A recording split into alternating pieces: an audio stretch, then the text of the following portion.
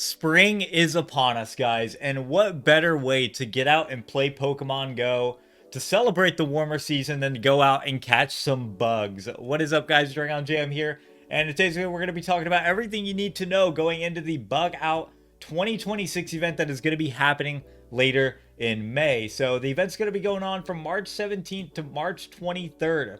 Literally right in the midst of spring. Spring is March 20th, so it's dead in the center.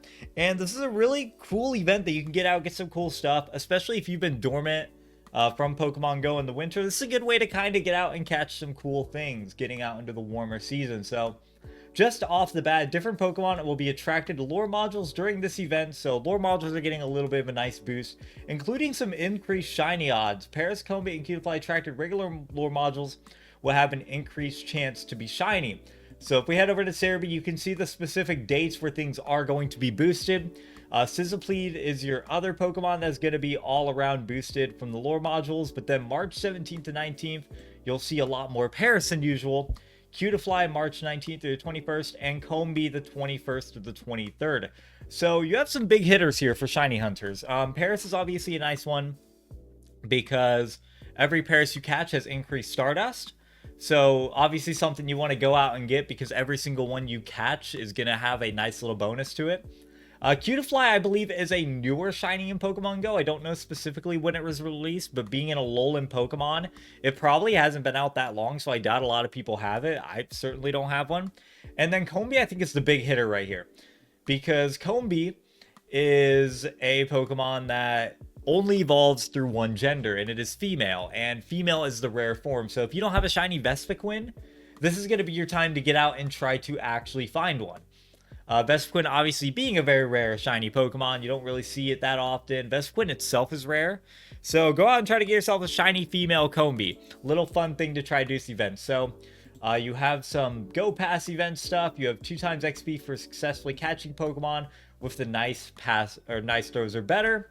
And tier 2, you'll get 2 times candy for successfully catching Pokemon, and if you have the Go Pass Deluxe, 3 times candy for successfully catching Pokemon. So just some stuff to look out there with the Go Pass if you plan to do anything with that.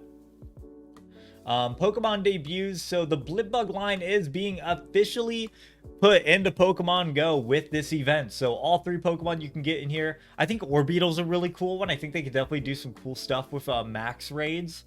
With Orbeetle, it obviously has a Gigantamax form, so it has the usual evolution things here. 25 BLIPBUG candy to evolve to Dottler, and then to Orbeetle, it'll be 100. So now we have some of the Go Pass information. So from Tuesday, March 17th at 10 a.m. to the 23rd at 8 p.m., the Go Pass and Go Pass Deluxe for Bug Out will be available in Pokemon Go. And right off the bat, looks like you're going to get some cool stuff from this. So just from the free one, you'll get some really cool things. And for $5, you could increase to the Go Pass Deluxe. If you want to read some of this stuff here, you can. If you want to pause, read anything on it. But here are some of the featured Pokemon rewards if you just have the regular Go Pass. You will get encounters with event-themed Pokemon. Encounter with BLIPBUG. As far as I know, BLIPBUG is not going to be in the wild in this event. I can't find anything that says otherwise. So definitely take advantage of every BLIPBUG you find. Use your Pinat Berries on every single one, because you're going to want to boost as much candy as possible. If you get the Go Pass Deluxe, you get additional encounters with even more Pokemon, and then you get some even crazier rewards. So just bear that in mind. You know, do research obviously before you buy these passes. And now we have the wild encounters. Now this is what I'm excited for. Caterpie, Scyther, Dwebble, Sizzlipede, and Nimble are all going to be out in the wild. There was some news article, I guess, if you want to read those, but I didn't mean to open that. But some really cool stuff here. So if you actually go down to Cerebi here, you can see new shiny Pokemon in the event. Sizzlipede is going to finally release its shiny in the game. So Sizzlipede will finally be available as a shiny. And there's some other really cool stuff here too. So if you want to go out and shiny hunt Sizzlipede, it's going to be a wild spawn.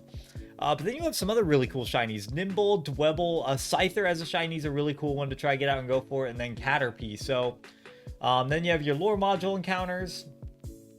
This is the stuff we kind of went over with on Cerebi, but this is kind of the dates. So if you're looking for, say, a shiny Cutiefly, these are going to be the dates you want to try to go out and try to set some lore modules up.